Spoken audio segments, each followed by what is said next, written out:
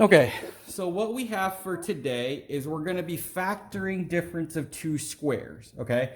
So let me preface this by saying that you don't ever have to do this technique. It's just kind of a shortcut. You can absolutely do my x and do my a times c over b.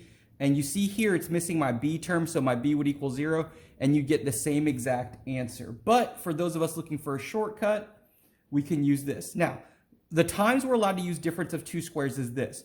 First of all, your thing can only have two terms, your x squared and your number by itself.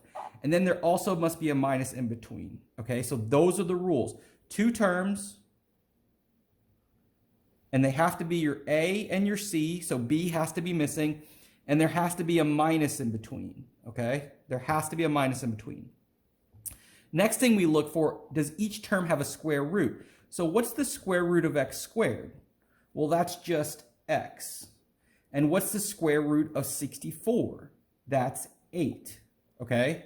And what this is always going to become is we put my parentheses, and it's always going to be the x and the 8 and the x and the 8, and one with a plus sign and one with a minus sign. That's the rule for difference of two squares, and this will work every single time, okay? Now remember, if you don't want to remember this rule, you can always go back to this, and it'll work every single time. This is just a shortcut, okay? So let's take a look at this next problem and see if it fits our criteria. So are there two terms? Yes, there's one here and there's one here.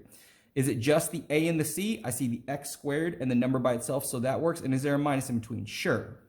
Now the next thing we have to check is there a square root? So what's the square root of 4x squared? Well, the square root of 4 is 2, and the square root of x squared is just x, so that works.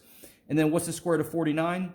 It's just 7, okay? So again, I'm going to set up my parentheses and put my 2x, my 7, my 2x and my 7, and this is going to be a plus and a minus. If you put minus and plus, it doesn't matter. It's the same thing. As long as one of them's a plus and one of them's a minus, you're good to go, okay?